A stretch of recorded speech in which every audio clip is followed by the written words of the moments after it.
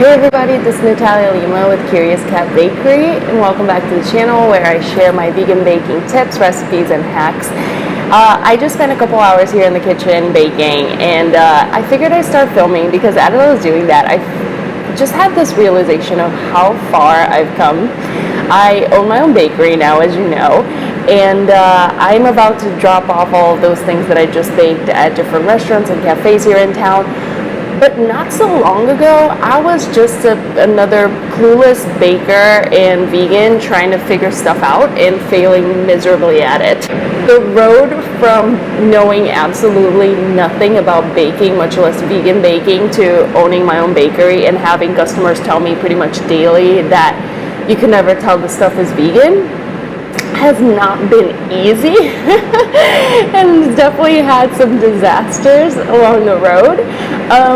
But it had me thinking while I was baking today that if I could go back in time and talk to that frustrated girl a few years ago that was just trying to figure this stuff out and eating a lot of really bad cake, what would I tell her? What tips would I give that beginner vegan baker? And that's what today's video is about. So I'm going to be sharing my top 5 tips that I would give my younger self if I could go back in time and talk to a beginner vegan baker. Now, before we get started with that, I just want to say I do have a list of my top 10 tips for successful vegan baking that I put together, and you can download that for free. I'll put the link in the description below. Just go in there, you put in your email address, it gets straight to your inbox. On top of that, today I'm going to be sharing another 5 tips. But before I do that, we need to get out of the commercial kitchen and get back to where I first started, which is my personal kitchen. So let's go. Okay, we're back in my kitchen where I first started, and I'm showered and looking a lot more put together than I was after hours in the commercial kitchen.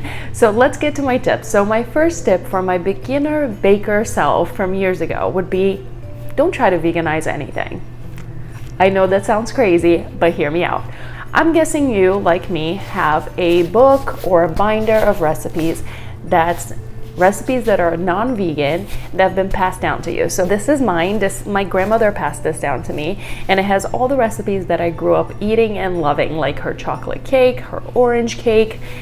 And I want you to take your book and I want you to put it back in the cupboard where you found it with a lot of sentimental meaning and feeling, because you're not going to touch this for a while. And here's why.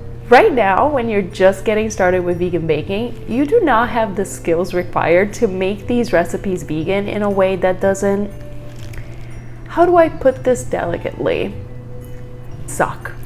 If you try to veganize these recipes, more likely than not, it's going to suck, and it's going to suck really badly, and you're going to get frustrated, and no one's going to be happy about it. So honestly, just save yourself the time, the effort, the ingredients, the money, and frankly, the really mediocre dessert that's going to come out of all of this, and just don't. Because as I explained in this video, you can't just replace 1 egg with 1 flax egg, 1 banana, 1 cup of oatmeal. It just doesn't work like that.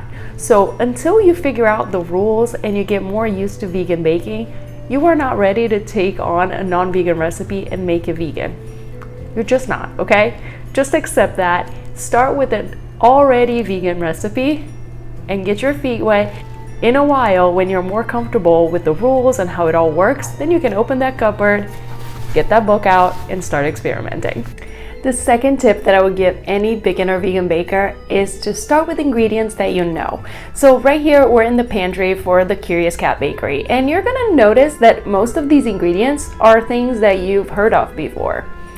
Oil, flour, sugar, yeast.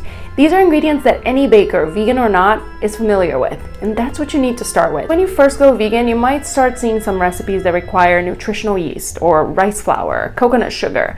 All of these ingredients that you probably have never baked or cooked with before. And honestly, figuring out a whole new style of baking is challenging enough. You don't need to add a bunch of ingredients you have no experience with. Seriously, keep it simple. Just start with the basic ingredients you're already accustomed to dealing with. Flour, sugar, yeast, oil. Start simple, and then once you get a little more experience, you're going to graduate to the intermediate level of baking, and you can start incorporating some of these more exotic, I wouldn't say exotic, some of these more specialized ingredients. You see over here in the pantry, I have this tiny section with more specialized ingredients, and I seldom use them. Sometimes they come in handy, but most times I'm just sticking to the basics still. And speaking of keeping things simple, let's talk recipes. When you're just getting started, you're probably gonna go on Pinterest and just look for vegan dessert recipes. A bunch of stuff is gonna come up, and some of it is gonna look really exciting, like vegan donuts or cheesecake, eclairs. You're not ready for that yet. I'm sorry, you're just not. Do yourself a favor and just don't, okay? You are not ready to be taking on these kinds of recipes just yet, and if you do, it's probably gonna end up in disaster and you're gonna be totally discouraged. So do yourself a favor, start with something simple like a cookie or a simple cake, and this stuff is gonna give you the confidence so you can take on something more complex down the road. And just a side note on this, I actually have an ebook of vegan recipes for beginners. It's called Vegan Baking 101. I'll put the link in the description below. If you stick around to the end of this video, I'll actually show you how you can get one of those recipes, my salted chocolate chip cookie recipe, completely free as a sneak peek to that ebook, so just stick around to the end for that. So this next one, I wish I would have printed that on a poster and have myself look at it every single day. It's the most important one, honestly, and that is, there are no mistakes, there are lessons. And here's the thing, with every cake that didn't rise, with every buttercream that melted, every cookie that came out a weird color and texture, it was super frustrating, but I learned something from it. I learned what quantity of butter not to use. I learned what temperature was too high or too low, what kind of flour did not work with these baked goods. There was a lesson to be learned in the most frustrating way possible, but it's still a lesson to be learned. Now, Thomas Edison, who invented the light bulb, once said, "I have not failed 10,000 times. I've successfully found 10,000 ways that will not work." Now, hopefully it won't take you 10,000 times to figure out a recipe, but sometimes even 10 times can feel like 10,000. I know, I've been there. It's extremely frustrating. But once that happens, don't just yell at the baked goods. I mean, you can. I did. It did not help though. I will just tell you that. It does not help to yell at the baked goods and to call yourself a failure. Again, been there. It doesn't help with anything. So you can do that, but what you should really be doing is looking at your failures like lessons and like a scientist. You know what a scientist does? They observe and they take notes. Take out a pen or a pencil and actually write down on your recipe what went wrong and how it could be improved. So you see over here, I have this binder of recipes that I printed out from the internet. I also do this with my recipe books.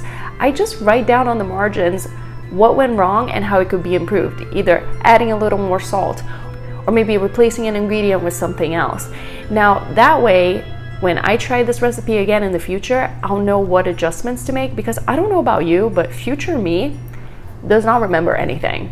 Unless I leave a note for her, future me will be completely clueless, remember that something went wrong, but I'm not quite sure what, and I'll probably just end up making the same mistake over and over, and that's way more frustrating. So I just leave little notes from past me for future me. It's a little gift that I give myself.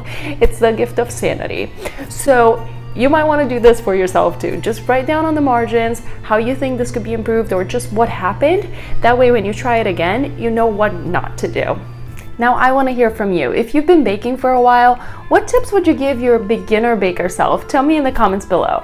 And if you're just getting started, tell me in the comments if any of these tips resonated with you and if you're going to give them a try. And as I mentioned earlier, I do have an ebook of vegan recipes for beginners, Vegan Baking 101. You can get a recipe that's in the cover of that book, those salted chocolate chip cookies. They're one of the best sellers at the Curious Cat Bakery, completely free. So if you go to the link in the description below, just go in there, put in your email address. It will get delivered straight to your inbox, completely free. They're a great starting point, and believe me, they're very yummy. You're gonna really enjoy them. If you like this video, make sure you give it a thumbs up and subscribe to the channel. I will see you guys here next Tuesday at 11 a.m. with a new video. Until then, you might want to watch this video where I share my top 5 tips for mastering vegan baking, or this one where I share my story going from a completely clueless baker to owning my own vegan bakery. I hope all of this helps you in your vegan baking journey. I will see you next time. Until then, stay curious.